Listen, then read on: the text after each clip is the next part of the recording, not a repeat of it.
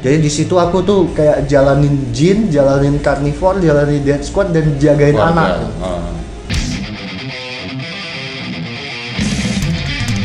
Dengan personil yang kebetulan vokalis di sana waktu itu Eric. Si Eric ya. Lalu ada drummer baru dan aku boyong ke sana, Ari namanya. Dan aku sendiri gitaris. Sampai sana panggung pertama itu Hammer Sonic. Ciko itu di Medan, bass dan bolak-balik ya. Bolak-balik ya. Planningnya gitu awalnya. Jadi setahun pertama di Jakarta itu aku bergelut dengan menstabilkan Jin di sana dan kerjaan. Berarti emang niat awalnya tuh pengen berarti aja dari di sana gitu ya. Saya dari sana. Hijrah lah gitu. Maksudnya ya hijrah ke sana. Terus sempat berjalan Jin yang hijrah di sana itu. Karena Ciko bolak-balik atau enggak sama sekali? Enggak. Kami manggung Jin itu waktu tahun itu manggungnya cuma 2 panggung. Hammer Sonic dan Singapura sekali.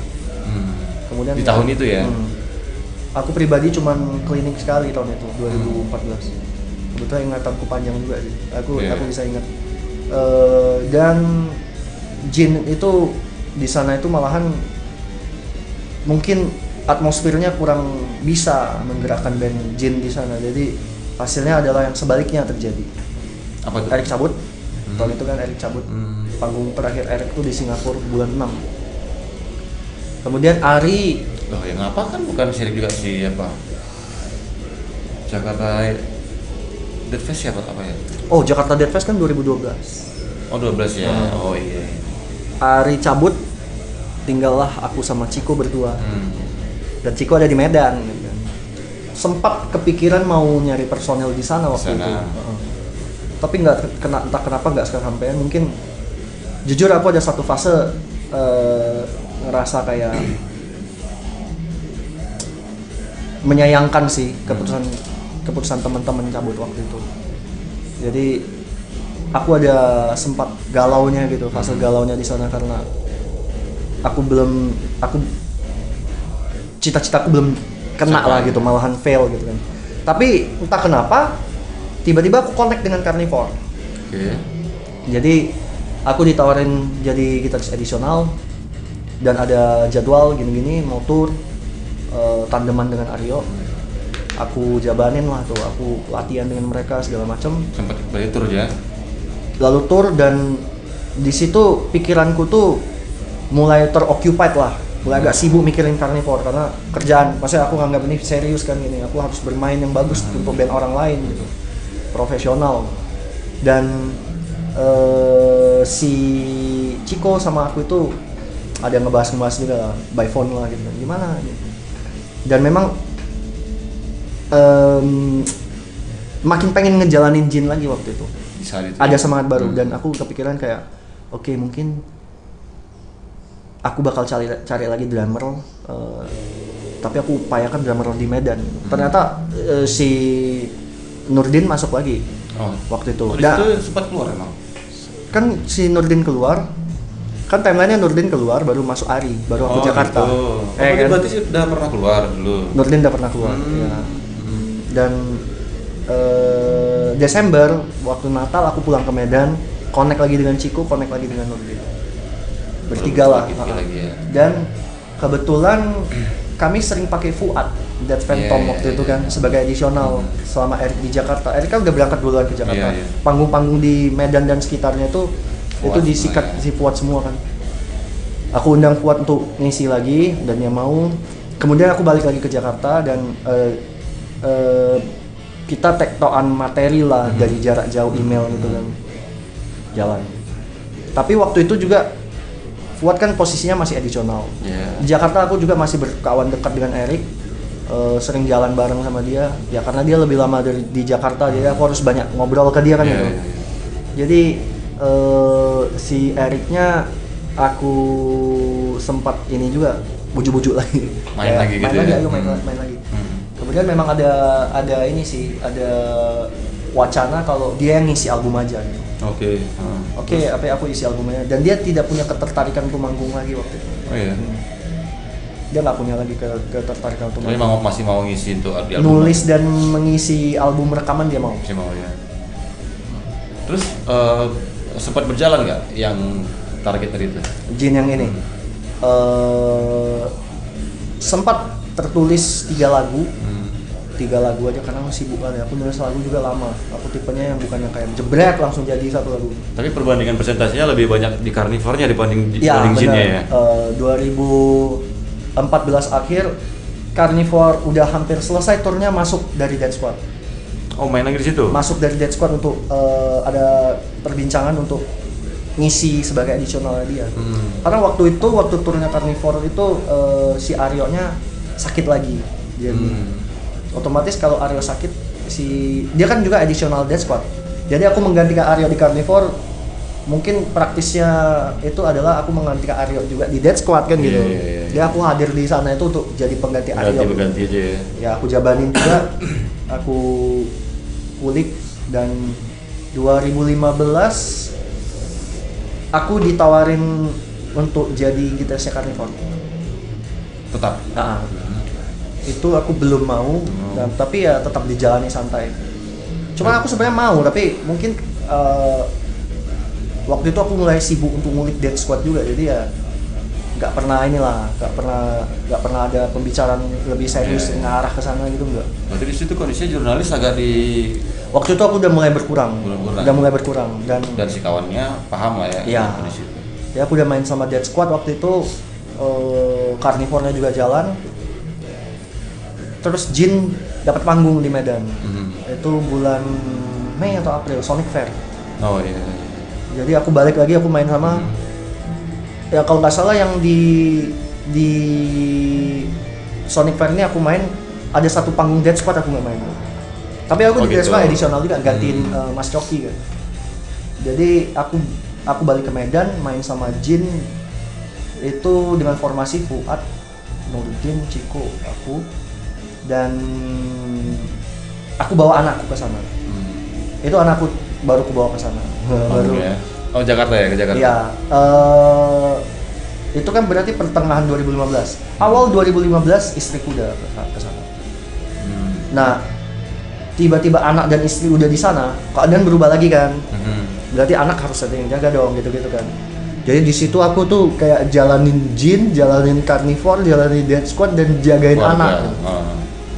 Keluarga, karena istriku kerja juga kan. Oh, di sana kerja istri ya. Terus juga aku ditawarin jadi teknisi gitarnya band Andre and the Backbone, bandnya Mas Tepi kan, Bang Tepi. Jadi sekaligus juga aku jalanin Andre and the Backbone itu. Itu 2015 tuh tahun yang benar-benar produktif sih buat aku. Terus berarti kondisi anak udah di handle lah ya? Udah ku handle. Aku lah yang handle dia. Oh gitu. Terus kenapa? Aku dan istri lah. Iya. Itu berjalan hanya sesingkat itu ya ibaratnya. Tahun berapa balik kemari? Itu 2015. Kemudian 2016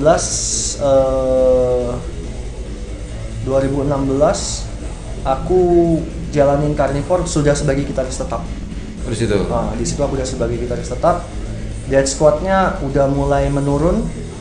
Kemudian kalau nggak salah mereka kan pas mau rekaman album Tyranation itu aku udah nggak lagi. Teknisi gitarnya Bang Tepi waktu itu udah nggak aku juga lagi, dan aku udah benar-benar fokus ke Carnivore aja sama Jin. Itu karena emang gara-gara fokus di situ di Carnivore atau emang gimana keadaannya? Kenapa nggak di Dead Squad lagi dan kenapa nggak jadi teknisi di Andra? Mungkin karena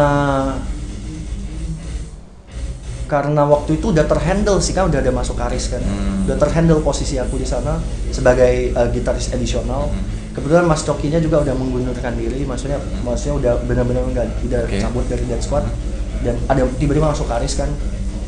Baru aku cabut dari Dead Squad, nggak ngikut Dead Squad lagi sebagai additional, dan alasannya itu selain itu mungkin karena ini juga Bang, karena di situ aku juga udah mulai sibuk dengan Carnivore, udah mulai banyak lah gitu kan, udah mulai banyak, dan waktuku dengan keluarga juga udah mulai mepet karena anakku makin gede. Tapi ada satu fase tiba-tiba aku ditawarin lagi main ke Revenge. Waktu itu Revenge mau apa kan waktu awalnya aku kerja dulu sih dengan ini kan Rifki kan vokalisnya, dia ada bikin satu perusahaan startup gitu, aku menjalaninya. Dari situ aku ditawarin itu gerjain startup musik tapi bukan sebagai player band kan. Tapi akhirnya ditawarin lagi jadi player bandnya karena di Revenge ya. Di Revenge karena ada yang kosong lagi gitu. Jadi di situ aku gantiin lagi posisinya Bindra waktu itu, additional lagi. Dan ya itulah berarti ada 3 band. Jadi di Carnivore sempat tetap. Carnivore aku masih tetap itu. Itu masih tetap. Bahkan aku 2017 awal aku balik ke Medan 3 hari sebelum hari Imlek kan. Aku balik ke Medan, nyampe Medan. Itu aku masih gitarisnya Carnivore. Kalau Revenge Carnivore udah pernah nyoba ditawarin gitu ya kan. Bahkan udah pernah ngisi gitu additional. Sementara di Desert sendiri ada nggak tawaran dari mereka untuk jadi gitaris tetap? Nggak pernah. Nggak pernah. Ada mungkin syarat-syarat tertentu kali ya? Nggak pernah secara ini ya, nggak pernah secara ngomong itu. Tapi kan mungkin tiap-tiap band itu kan punya standar khusus. Gimana cara dia mau ngambil personil gitu. Dan aku menilai memang di sana itu aku belum mumpuni karena aku sibuk juga gitu. Aku sibuk juga. Aku belum bisa banyak kemana-mana karena aku ketahan dengan banyak hal. I have so many things. Dari segi job yang segitu banyak, apalagi band-band di sana, berarti perekonomian lumayan dong kan? Pendapatan David di sana sendiri.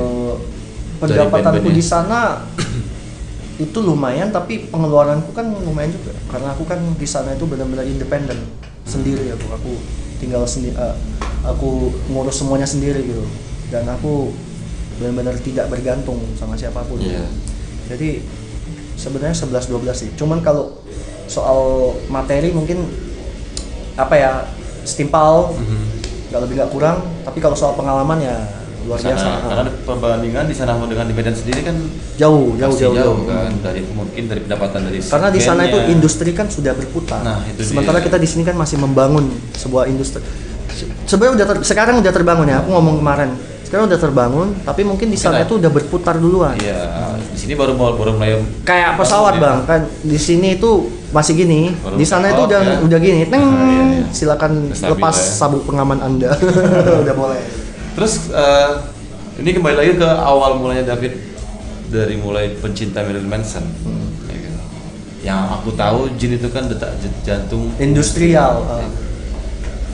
Kenapa bisa dengan kondisi David pencinta Marilyn Manson bisa langsung ke ini, berarti kan bertolak belakang kali sama yang sekarang ini gitu. Yang satu kayak visual kali gitu kan, tiba-tiba main ke yang benar-benar kayak mainnya susah. Ya bisa dibilang dari Jin, Carnivore Revenge mungkin Carnivore Revenge nggak usah dibahas lah karena dari Jin sendiri mungkin ibaratnya unsur Marilyn Manson-nya itu kan bisa dibilang nggak ada kan? Ada, tapi mungkin terasa ya dengan itu cuman aku yang tahu. Enggak, gini, kalau aku tuh terinspirasi dari, mungkin banyak juga ya yang sama kayak aku. Tapi kalau aku terinspirasi itu bukan hanya dari musik, Bang. Aku terinspirasi sesuatu itu bisa dari bentuknya, bisa dari warnanya, bisa dari suaranya, bisa dari banyak hal. Jadi Marilyn Manson itu mungkin memang kalau di musiknya nggak terkedengaran, tapi konsep-konsep dia seperti dia di podium dan dia meneriakkan yel-yel gitu. Itu aku terinspirasi sekali. Ada part kayak gitu di lagu dia Antichrist Superstar itu kan, dia di podium dan dia ngomong kan. Itu pula yang melahirkan ide untuk bikin intronya Il Millennium. Jadi suara. Jadi kayak ada, menurutku kita itu terinspirasi itu nggak cuma dari suara, bisa dari bentuk, bisa dari experience. Apanya lagi bisa dari fisikal dari si Marilyn Manson-nya ya benar, dari kepribadian, fashion juga bisa kepribadiannya gitu. Tapi kalau fashion aku sempat terjerumus fashion karena sempat ada pernah aku lihat juga dulu fotonya yang lebih ini pas dimunculin langsung ya, jadi tetap ada itu ya sedikit ya pasti. Dan itu memang pure dari David sendiri atau gimana? Maksudnya ada teman-teman yang lain ngasih? Kalau di Jin yang benar-benar demen juga sama Marilyn Manson itu Nurdin. Karena kami dari awal kan pernah ngeband bawa-bawa gitu juga. Waktu itu bukan Marilyn Manson aja sih, Static X. Kayaknya orang-orang di sini tahu nggak ya Nurdin itu siapa sebenarnya? Nurdin itu Odeng. Odeng. Odeng itu nama panggilan dia sebenarnya. Namanya Ahmad Nurdin Marja. Dia kami dulu manggilnya Nurdin. Pecinta MM juga ya? Pecinta MM juga. Dia juga senang ini Ginger Fish drummernya Marilyn Manson. Kalau untuk pertanyaan tadi ini ya soal lompatnya Marilyn Manson ini. Jadi aku pernah satu waktu itu aku berkenalan dengan musik underground yang benar-benar underground sesungguhnya gitu kan. Itu aku main Friendster dulu, itu kayak sosial media gitu kan. Dan ada yang buat testi ke profile aku kalau boleh minta nomor HP-nya atau kamu mau gabung ke band aku nggak gitu. Jadi itu namanya Denny. Dan dia ngajakin aku gabung ke band dia, itu nama bandnya Fordum. Jadi itu band yang musiknya udah berubah-ubah sih, tapi di zaman aku gabung mereka itu lagi ngeramu konsepnya progresif deathcore katanya. Tapi arah musiknya kalau menurut aku sekarang ini setelah aku pikir-pikir lagi power violence sih, chaotic gitu. Cuman drummernya itu si Rio, sekarang dia drummer Disobey kan, di leadernya Disobey juga. Si Fordum ini lebih ke ini. Dia ini ya, sorry aku blank. Si deathcore-nya ini ada di Rio waktu itu. Kalau si basisnya itu Iip, sekarang dia basisnya Pargucci, udah nyebar semua. Dia itu anaknya senangnya musik prog. Ya memang dia juga punya band ini kan, band progresif itu suara sama. Agnostik ya. Sebelumnya itu ya, kalau band-bandan yang apa agnostik. Kalau yang band dia yang musik-musik tradisional yang prog abis tuh suara sama. Kalau vokalisnya itu Mr. Index gitu sih, dia sebenarnya Mr. Index abis. Dan di situ aku dikenalin musik power violin gitu jauh sekali dari Marilyn Manson kan. Marilyn Manson itu kan visual terus konsep lah gitu. Kalau si ini kan lebih ke power violin ini kan memang nunjukin power grindcore kan, dan teknik lah, karena kan dia progresif ya otomatis teknik. Nah core-nya ini dia groovy dengan groovy yang beda lagi dengan Marilyn Manson. Groovy-nya itu kayak main double bass, terus blasting gitu kan. Marilyn Manson sendiri groovy-nya kan groovy musik dan rock. Dan bisa dibilang nggak ada sama sekali yang ada yang di musik ini kan. Jadi, jauh lah. Belajar lagi aku belajar lagi dan akhirnya aku jalanin dengan Fordum, ada nulis berapa lagu, 2 lagu gitu. Nulis bareng mereka 2 lagu. Baru ngerilis 1 EP Reconstructed, dan akhirnya aku cabut dan mereka berubah konsep. Mereka beneran jalanin yang deathcore yang bukan progresif lagi. Jadi kayak mereka pun jatuhnya ke teknikal sih ujung-ujungnya. Waktu itu gitaris dulu seperti nggak salah ada istilah madcore gitu ya maksudnya. Iya, madcore tuh kayak madcore tuh sebenarnya kalau aku bilang kayak power violin. Di zaman itu ya, zaman band-band MySpace kan. Madcore tuh kebanyakan yang violin, kekerasan kayak yang lasak gitu kan, yang gasak gerusuk. Ya mereka bisa dibilang Fordum itu band madcore pertama di Medan, aku berani bilang. Kalau itu aku berani bilang sih. Dan aku cabut, mereka lebih ke teknikal, udah mulai ke arah Beneath the Massacre dan lain-lain. Dan aku cabut juga karena aku mau fokus ke Jin. Jadi ujung-ujungnya aku selalu fokus ke Jin. Berarti Jin itu masih dalam kondisi belum terjun kan? Belum terjun ke ini. Kami masih mainin kayak Static X, kayak ya masih gitu industrial gitu lah. Industrial. Katanya ya jatuh-jatuhnya sih, tapi kami nggak punya synthesizer keyboard player juga. Apa-apa lah, yang penting iya jiwanya ke arah sana lah. Nah waktu itu aku sendiri udah belajar banyak yang dari Fordum ini. Jadi aku bikin di Jin itu udah banyak inspirasi nih. Aku udah ketemu dunia kan. Udah aku nawarin ke teman-teman, ada yang KO cabut, ada yang mau gitu. Nurdin mau, dan kami jalanin waktu cobain baru lagi nih gitu. Dan diajakin split dengan Muntakawan dan dengan Fordum. Nah di situ aku coba lepas yang ini gimana, coba yang beri yang ini gimana. Rupanya responnya di luar dugaan, luar biasa waktu itu kan. Berapa keping kita bikin kemarin tuh? kita masing-masing 500 per band. 300 atau 500? 500. Berarti 1.500 keping.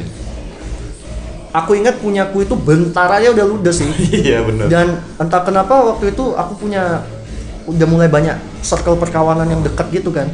Asal jumpa tuh fit minta 10, minta 20. Buat apa? Kasih orang. Itu lumayan. Di saat itu kita bikin split itu lumayan. Iya. Gila, responnya lumayan. Kita coba ambil waktu sejenak untuk menghargai split itu. Itu luar biasa, itu life changing buat aku Bang, asli. Medan Death Konspirasi. Yes. Itu benar-benar life changing buat aku. Dan karena di situ ya, setahu aku di Medan Death Konspirasi itu awal mulanya Jin blow up ya. Bisa dibilang blow up ya waktu itu. 2000 berapa? 2009, 2010. Karena pas nggak jauh dari setelah keluar split itu Death Squad main kemari ya? Ya, iya kan? Death Squad main kemari, launchingnya Distro Vault. Itu Distro Vault. Itu kan punyanya acaranya PI, punya Bang PI kan, Bang PI Speedkill. Ya. Jadi waktu Bang PI mainin Death Squad kemari dan band dia juga itu ada siapa lagi, Immortal. Itu band itu Jin nggak main. Nggak tahu kenapa Jin nggak ada dikasih di sounding undangan. Mungkin waktu itu juga event organizer-nya mungkin masih nggak tahu. Tapi Jin udah banyak manggung asli. Jin dan Fordum tuh selalu ada di tempat yang sama, manggung bareng gitu. Terus kebetulan si supirnya itu kan si ini yang ngebawa Death Squad, LO-nya itu si Wawan itu gitarisnya Disobey kan. Sekarang ini God Voice ya kemarin ya. Ya, waktu itu dia masih God Voice. Dia muterin split itu Bang di mobil.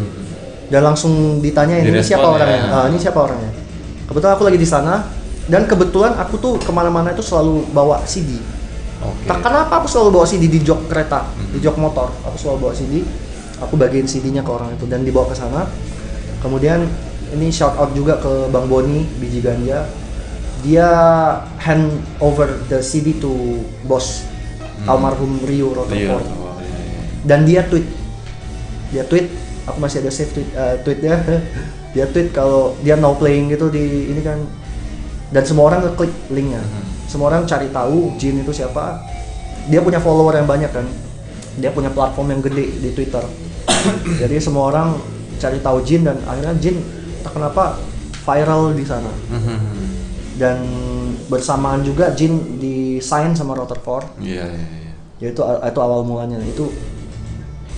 Itu pecah sih. Cuman kalau mau dibilang lagi itu not planned at all. Aku cuma jalanin aja. Kalau abang nggak ngajakin bikin split juga mungkin aku nggak bakal kayak gini ya. Mungkin aku nggak. Iya, mungkin aku juga nggak bakal kepikiran bikin split. Karena dulu tuh aku kepikirannya bikin album, bikin EP, bikin album, bikin EP. Split itu kan bisa dibilang yang paling ekonomis ya, split ya. Karena kita kan patungan. Terus kita jalaninnya bareng-bareng, capeknya nggak sendirian. Jadi makanya aku berterima kasih sih sama abang. Sama Denny itu split itu ada. Itu mungkin bisa jadi pembelajaran juga buat kawan-kawan semua sini kan. Jadi ya saling ini ya, saling. Karena emang ya split 3 band otomatis kan masing-masing band itu punya link masing-masing, punya link berbeda, terus pengennya penyebarannya juga pasti berbeda-beda gitu. Bener. Teman David juga belum tentu juga teman aku. Iya, gitu. Jadi kita satu CD itu ada 3 band, ya. Orang bebas dengan yang mana aja. Dan itu ya lumayan lah kemarin. Sampai Bali tuh CD-nya tuh diangkat Fuad. Sold out semua ya. Iya, diangkat Fuad sama Pak Jen ke Bali. Tapi yang CD yang di Fordum yang lama habisnya. Oh iya, sebelumnya ada versi apa ya, yang reconstruction ya. Enggak, si Medan Death Konspirasi jatahnya mereka tuh yang paling lama. Aku sempat minta juga sama dia karena aku udah kehabisan. Iya. Aku duluan cepet habis kemarin. Kalau nggak salah abang duluan habis ya? Karena langsung sebar-sebarin kemana-mana. Aku tahu, dan uniknya lagi adalah aku nyebarnya dengan rasio yang biasa aja. Yang orang datang minta ke aku itu yang banyak. Iya. Bang, aku mau ke Bali nih, jalan-jalan. Minta CD-nya 30. Ya udah kasih aja nih. Kadang mungkin kita juga bisa teman-teman lagi ngeluarin merchandise, ini bonusin ini aja gitu. Iya, dulu sempat kan dibonusin. Si Fordum kan sempat bonusin itu di Fatful. Dia bonusin. Beli tiket dapat CD gitu-gitu lah. Berarti lumayan luar biasa kalau misalnya dari performa Jin dari awal udah dengan sama Chico tuh lumayan sampai sekarang.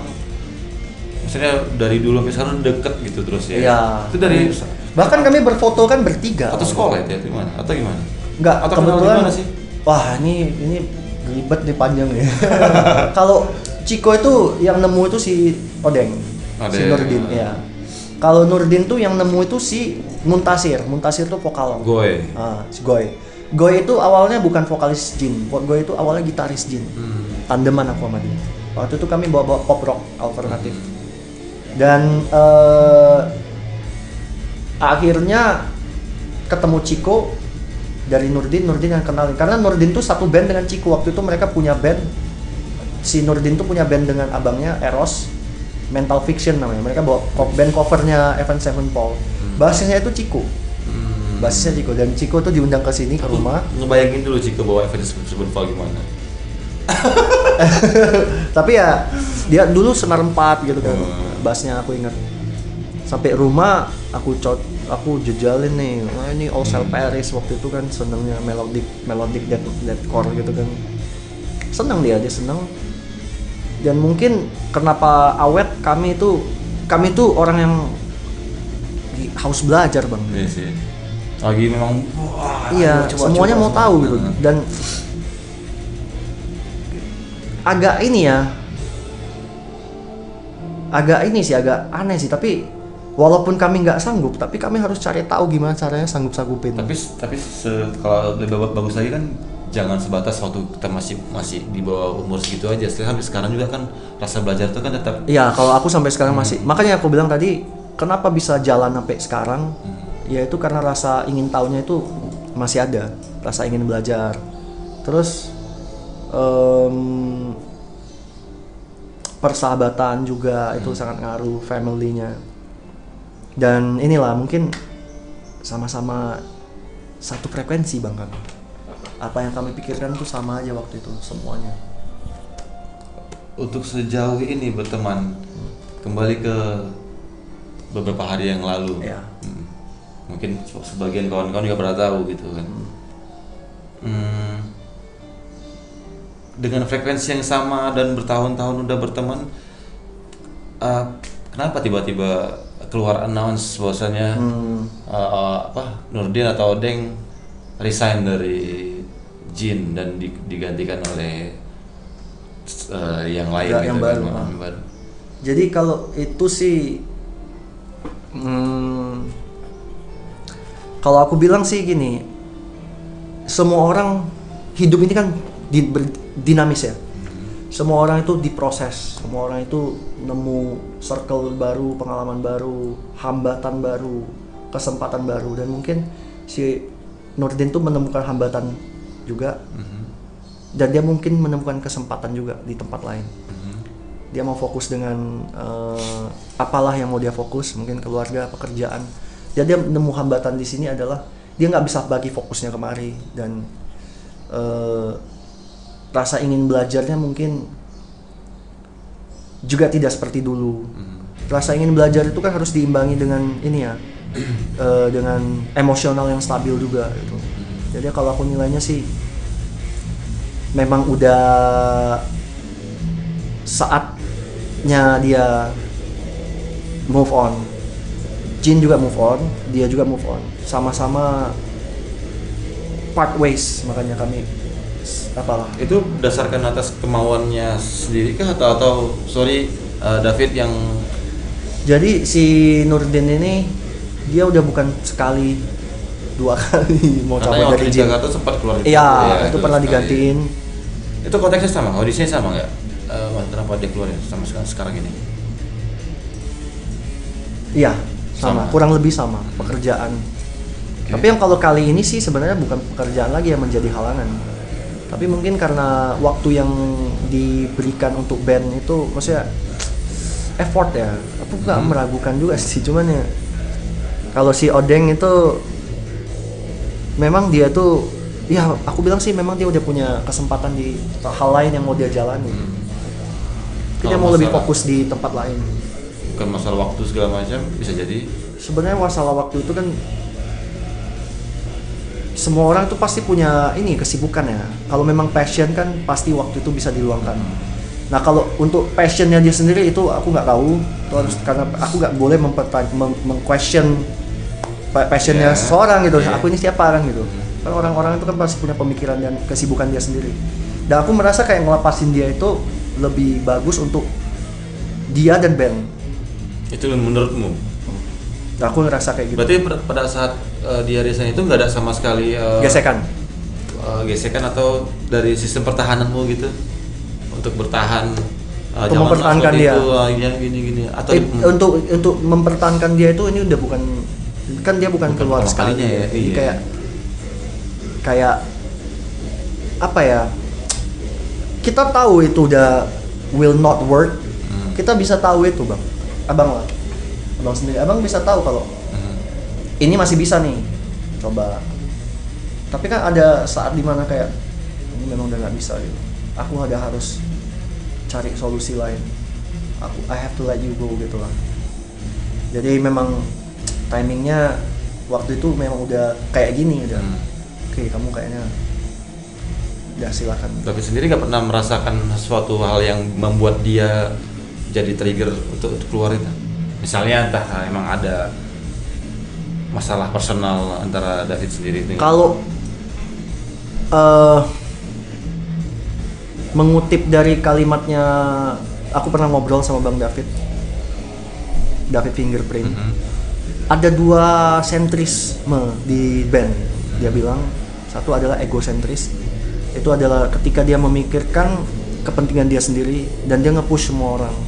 Ada yang kedua itu adalah lebih bersifat ke band, dan banyak orang yang sering mensalah tanggapin 2 ini bang, ngerti? Banyak orang yang sering salah tanggap antara ini egosentris atau band sentris. Jadi kalau aku bilang sih aku punya gesekan sama dia itu, kalaupun memang ada, aku rasa sih nggak ada sih ya, tapi kalaupun memang ada itu aku selalu ya sebagai leader, abang juga leader di band, kita tahu yang namanya leader itu pasti punya satu sikap yang memang nggak bisa bukan harus diikutin, tapi kayak I know this is for the best, for the best for the band, not for me gitu. Jadi aku ngerasa kayak kalau memang ada gesekan atau apa, aku cuma mau bilang aku ini lebih ke band. Jadi aku nggak tahu personalnya gimana.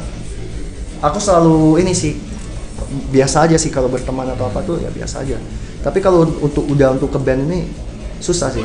Abang sendiri lah, kalau menurut abang tanggapan aku ini gimana? Aku benar-benar pengen tahu. Ya, tujuan kita kan emang lebih dari awal ngeband itu emang pengen bentuk si band ini gitu kan. Dan band ini emang apapun yang kita lakukan ya untuk band. Jadi sebagaimanapun macam tadi David bilang, semua yang kita lakukan itu band. Jadi untuk yang terbaik dengan band. Kalau dia nggak sanggup bukan berarti karena dia sensi dengan kita pribadi. Iya. Karena band tadi ini. Benar. Jadi memang buat band nih, bukan buat aku. Jadi kalau misalnya pertanyaan tadi aku jawabnya sih ada atau enggak aku nggak tahu, tapi kalau ada kalau ada, tapi kami berhubungan baik sih. Aku masih ada ngechat dia kemarin waktu mau announce dia keluar, aku minta sepatah dua patah kata dari dia juga yang memang dia udah sebutin waktu dia mau keluar. Jadi aku pakai itu sebagai inilah captionnya, itu aku udah tulis yang dia bilangin gitu. Ya gitu sih, dan aku berharap yang terbaik aja sih buat dia. Kami berharap yang terbaik buat dia. Tapi masih tetap lanjut nih kayak, karena baru di announce juga ya drummer pengganti ya sementara bisa bilang itu ya. Belum di announce secara tetap gitu. Aku pengen bangun chemistry dulu. Itu penting soalnya. Dan ini juga saran dari dia. Gimana kalau kita fokus ke karya dulu, dan soal yang gini-gini harusnya nggak menjadi persoalan penting ya sekarang. Karyanya dulu sih. Jadi aku ngerasa kayak betul yang dia bilang, ya kita jalanin aja dulu. Kalau nanti udah karyanya udah kelar dan semua dan dia cocok, dia mau stay, wah kami senang. Untuk di personil lain dengan keluarnya udah gimana? Respon mereka? Satu kata sih kami, satu suara sih. Memang ini untuk band. Jadi kayak semuanya itu punya target pribadi di sini, dan semua orang juga punya target untuk band. Kebetulan sama semua targetnya, menyelesaikan materi di album kedua, menyelesaikan rilis segala macam. Itu sih short term kami, plan short term kami itu yang paling jangka pendek itu. Apa perasaan awal kali dengar kabar itu? Kabarnya, oh dia mau cabut. Actually I'm not surprised at all sih. Aku nggak kaget, serius. Aku nggak kaget. Bukan dengan skeptis ya. Aku nggak kaget, nggak. Tapi memang ada satu sisi aku tuh, mungkin karena kami berteman dekat, jadi aku ngerelain kan. Dan karena juga udah pernah ulang kayak gitu lagi ya. Kalau udah berulang kan berarti memang ada problem. Dan kalau dia unhappy di sini, kenapa aku harus tahan? Iya sih, karena pasti akhirnya. Abang kira-kira ada dejavu gitu gak, abang, setelah kita bahas? Pastilah. Iya kan. Gitu. Kalau abang gimana? Pernah ada yang paling gesekan gitu nggak? Pernah kayak? Gesekan. Personil cabut dari MK. Ya, pasti sering lah ngalamin hal itu, karena emang mungkin di Medan sendiri paling banyak gonta-ganti personil kami. MK ya. Dari awal. Jadi udah. Nah, udahlah. Awal kali sih yang betul-betul sakit. Parah tuh awal kali. Karena abang juga mungkin di fase belum berpikiran se ini ya, stabil sekarang. Iya, saya belum pikir biasa itu. Masih kebawa ego juga gitu. Kayak kok keluar, kok tinggalin aku gitu. Jadi planning ke depannya, kalau Jin sendiri nih kan dalam kondisi sekarang ini pasti kan agak ya kayak macam ada lagi berduka lah misalnya kondisi seperti itu. Sekarang kan ke depannya itu gimana gitu. Kami udah jujur kami nggak berduka sih. Karena ada pasal gitu ya. Karena satu karena ini memang nggak terhindarkan, kedua karena kami udah dapat solusinya. Ini sangat manusiawi sekali kan. Karena kalau udah ada obatnya, kenapa harus ini? Kalau untuk di luar band, ini kan kita ngomong band. Kalau untuk di luar band, biarlah itu personal masing-masing aja gimana. Tapi yang pasti aku ngerasa menjaga silaturahmi itu penting. Nggak ada cara bikin celebrate gitu. Celebrate dia keluar dulu. Enggak lah, itu gila kali sih. Enggak. Cuman ya kalau planning ke depannya ya yang seperti tadi aku bilang, kami mau garap materi lagi kali ini mencoba mengejar lah apa yang ketinggalan. Karena selama ini kan memang menyusun waktu dengan personil ini yang paling sulit. Jadi kebetulan kami udah dapat key pass izin untuk go sekarang gitu kan, tanpa harus menunggu lagi ya udah. Tapi David ini akhir-akhir ini lah, nggak akhir-akhir ini juga lah, semenjak kepulangannya dari Jakarta juga kali ya, dalam keadaan yang bandnya eksis dan sekarang lagi kondisi mungkin ya walaupun udah ada solusinya gitu kan. David termasuk salah satu metalhead atau gitaris yang udah mulai jarang hangout di luar ya dia. Ini kenapa Fit kalau boleh tahu, apa karena emang kondisi galau-galaunya dari band ini? Kalau kemarin itu, maksudnya ini dari dulu sampai sekarang gitu, dari aku nyampe sini sampai sekarang. Kan dulu kan masih sering main apa segala macam keluar gitu kan. Sekarang kan agak yang kurang nih. Nomor satu udah pasti karena aku punya keluarga. Nomor dua karena aku kerja, aku kan sempat kerja sebagai supir Grab car, aku kerja transportasi online gitu, dan itu sangat-sangat menyita waktuku. Yes, yeah. Dan ketika aku punya waktu, aku pengen sekali nongkrong asli. Aku pengen sekali nongkrong, tapi aku masih punya hal lain yang harus ku kerjakan. Ya, misalnya keluarga tadi. Dan menulis lagu gitu. Itu udah sangat penting. Bahkan cenderung aku milih untuk jalankan band ketika daripada keluarga. Karena waktu aku udah lega, keluarga aku udah tidur tuh. Ya mau satukan band dulu lah ya. Jadi kalau kayak ada gigs atau apa itu, ya itu aku manfaatin momen tuh cengkrama lah. Wah, itu seru gitu. Dan aku akuin memang kayak aku sampai ke gigs itu kayak kalau diundang kan, ini siapa gitu kayak wah rame kali gitu kan. Banyak wajah-wajah baru gitu. Tapi Bang, bagi aku tuh hal yang sangat positif sekali gitu. Like orang-orang datang untuk bukan karena dia kenal kau. Dia datang, dia mau nonton bandnya gitu. Dan dulu itu kita abang apa lagi? Aku pernah di momen dimana acara dibuat itu didatangin untuk teman-teman. Acara dibuat oleh dan untuk teman-teman kan. Sekarang acara dibuat oleh teman-teman dan dibuka untuk umum. Kayak orang-orang datang, dan aku di sana tuh ngerasain aku nggak kenal banyak orang dan banyak orang yang nggak kenal aku. tapi mereka datang nggak mau nikmatin musiknya. Itu satu kemajuan yang itu gila loh. Itu maksudnya kayak kita memang sama sekali go public orangnya gitu. Itu go public. Jadi kalau hangout kemudian orang-orang datang karena mau hangout sama kita, menurutku itu biasa kali. Ya kan value musiknya itu belum kebayar. Kan kalau value musik itu kan berarti orang datang tuh mau menghargai musiknya. Itu semuanya berbaur semua di situ. Ya jumpa dengan pengen nikmatin musiknya, pengen enjoy, pengen jumpa teman-teman. Terus mau kenalan, mau ngobrol, silakan. Aku tiap kali ke gigs kan selalu connect dengan orang baru juga banyak. Aku connect dengan gitarisnya Brides of Genocide, si Dika, tapi kenalnya Diki sih. Oke. Itu. Iya, aman. Si Dika ini dia datengin aku, ngobrol segala macem. Kami connect sampai sekarang. Kami pernah keluar juga. Terus kebetulan dia belajar sama aku bergitar. Nah kebetulan aku ada ini kan ada buka lesson gitar private gitu ke rumah dan online. Yang mau nanti silakan kontak langsung, murah lah. Cincai lah. Tapi ini nggak terasa waktu udah mulai gelap gulita ya kan. Iya sih. Hampir lagi. Lumayan. Tapi ya santai lah. Nggak terasa nyantai ya kan? Nyantai sih. Saya udah 1 jam. Kalau mau ditarik lagi jadi part 3 udah enggak. Makasih Fit. Waktunya udah mau mampir ke rumah ini. By the way ini rumahnya David. Salah ini settingnya studionya David. Jadi hari ini tapi studio aku ini, gear aku ini hasil dari sharing dengan Bang Diki. Jadi saranku sharing lah dengan orang sebelum keluarin duit biar nggak rugi. Maksudnya bantu lah apa yang bisa dibantu. Yang penting kita masih tetap enjoy, semangat. Walaupun apapun masalah melanda, udah lah. Bisa diatasi semua itu. Aku selalu santai sih. Santuy. Sekali lagi, thank you ya. Bye.